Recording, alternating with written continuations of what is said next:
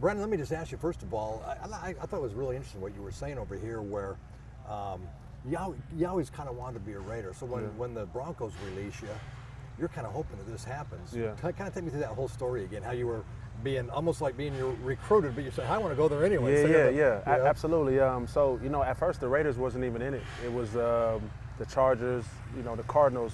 Those two were the heaviest. And the Bengals, Jets, and Ravens were kind of on the back end. And after the free agency started, I was asking my agent, Drew Rosenhaus, to say, yo, what about the Raiders? And he's like, nothing from the Raiders, B. I was like, all right. So then all the teams, all 5 teams just fell off.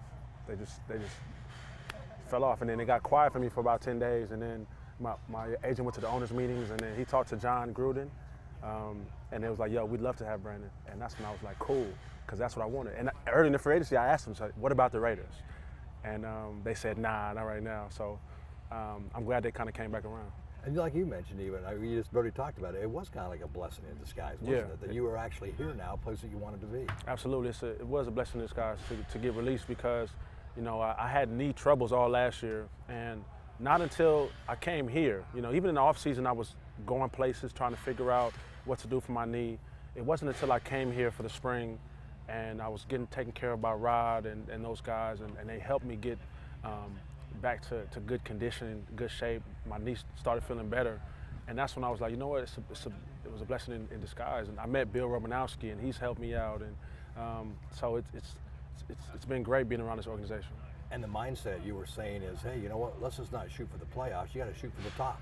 Yeah, let's shoot for the top. I've never had that mindset in my life about, okay, let's have these mediocre expectations, or let's just win this AFC West, let's just win these games. No, let's win the Super Bowl, right?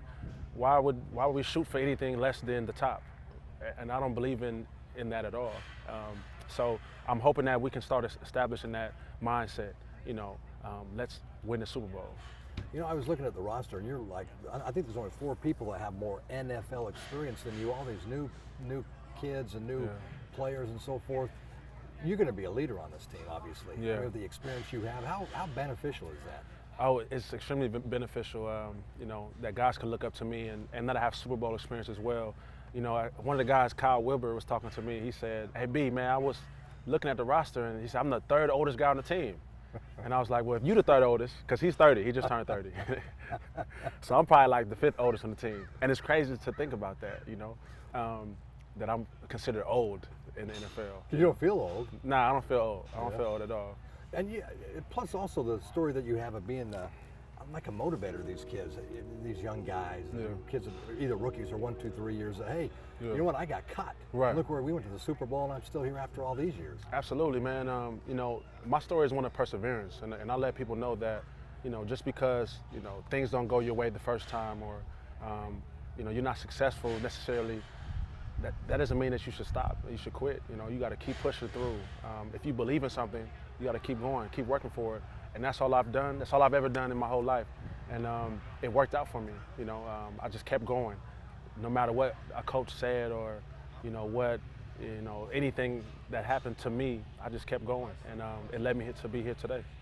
Does this team, it seems like it has a unique cast of characters this year. You got Brown and Incognito and all these new faces and all these over 20, I guess, free agents. Yeah. Does it, on the outside, looks like, uh-oh, but on the inside, it's like, hey, wait and watch. Yeah, absolutely, yeah. And that's why we got Hard Knocks, because we have all those characters. But I think it's a good thing. If we all come together, it'll be a good thing, and we'll be able to win a lot of games. So, I know that's the whole outside looking in, like, oh, they got a lot of these characters and stuff. But first of all, Richie can still play. Richie's a beast, okay? AB can still play. Montez, Trent Brown. We got a lot of players, man. A lot of players. We just got to bring it together. I'm amazed how big you mentioned Trent Brown, Richie. I mean, some of these guys are so big anymore. I mean, huge. How do you get around Trent Brown? Huge. I just had a conversation before my interview about Trent Brown. He's like 6'7", 380, right? How do you get around him? How do you go through him? Do you? You gotta do something. It's like you gotta play chess. And it's tough. But at some point, you're gonna have to go through him. But that's just the game of football. Some people have the Raiders winning maybe 8, 9. I know there's a couple of national people that say, hey, watch out, they could be in the AFC West. How do you, Boxing, I always ask like predictions, whatever. How do you kind of see this season unfolding? Ah, man, you know what? You know, I'm an extremely confident individual. You know, I have a lot of confidence in wherever I go and what we do as a team.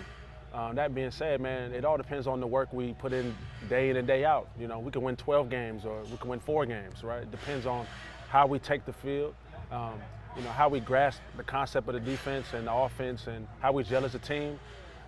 You know, I think everything depends on that. But we have the talent to win 12, 13 games, right?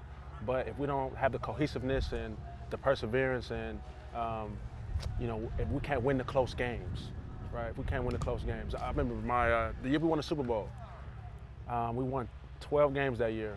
I want to say 10 or 9 of the 12 games were decided by less than a touchdown. That same year, the Chargers, they missed the playoffs. I want to say they only won 6 games, 5 games, and they had like 8 games that they lost by within a touchdown, right? Oh, okay. So it's a game of inches, man. It's a game of inches, right? The Chargers, you know, they finally turned it around, but that year they lost all these games by less than a touchdown. You know what I mean? So it has to. We have to have that grit, that perseverance. That when it's the fourth quarter and we're down by 3, you know, can we drive and score? You know, when we're up by 3, can we stop the offense? You know, we have to have all that. I guess that's where it's really valuable for guys like you to come in here where you can, hey, we got to keep this going. I mean, during the games, right? Right. That you can't just take plays off. Nah, you can't, man. And it starts on this practice field. It starts on this practice field, man. We got to get in shape, game shape. We have to, you know, get everything down. And I'm huge on grasping the concept of the defense and taking it to the next level. A guy like Vontaze, you know, Vontaze Burfict, he's obviously been in this defense for a long time. He has next level thinking within the defense. And this is my 3rd day actually physically performing the defense. So I gotta like keep going, get some experience, and so I can take it to the next level. Because this defense, what were the problems as you see it last year with this defense? Man, you know, just wasn't a lot of pass rush. You know, it wasn't a lot of pressure on the quarterback. You know, because you were saying, boy, if there's not pressure on the quarterback, the way the league is now, anybody. It doesn't matter. You could have Deion Sanders out there. You know, if you're not getting the pressure on the quarterback in today's game, and you got Tyreek Hill out on the, you know, running the route on you, come on. Yeah. You know, he might not even need that much time, but you know what I mean. Exactly. Yeah. Chucky's a rock star, isn't he? Yeah. Coach Gruden. I love Gruden. What's he like in the rooms? I love Gruden, man. He's a player's coach, man. He's you know, I thought he was going to be like an old school guy, but nah, he's a player's coach. He understands our bodies. He understands trying to stay healthy. I mean, I just think he's a great personality, and he demands a lot of us. You know, that's funny you say that, because I think a lot of people misconstrued that he was an old school kind of guy and couldn't really relate to today's guys. He relates. Wow, is he kind of fun in those rooms? Because Doug he's Martin was saying he's like a broadcaster, right? He's a broadcaster in the room, and he's funny.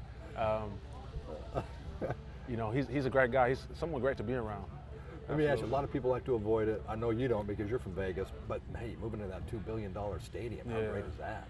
It's gonna be amazing. I mean, is that part like, golly, it's like you become full circle? Yeah. No. It's almost like the prodigal son coming home, right? You know, if you believe in the Bible. Yeah. Oh, yeah.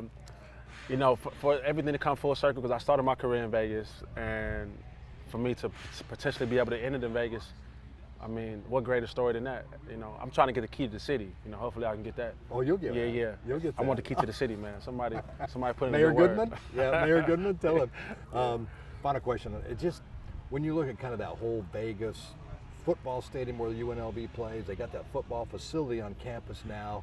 I know you went to Nevada, but you almost kind of see that, God, this has got to help UNLV. You've seen all those lean years of UNLV football. Has this got to help, you think? I hope so. I don't know how, but I'm hoping. I'm hoping that it can help them somehow. You know, they got to recruit better. They have to have better coaches. Yeah.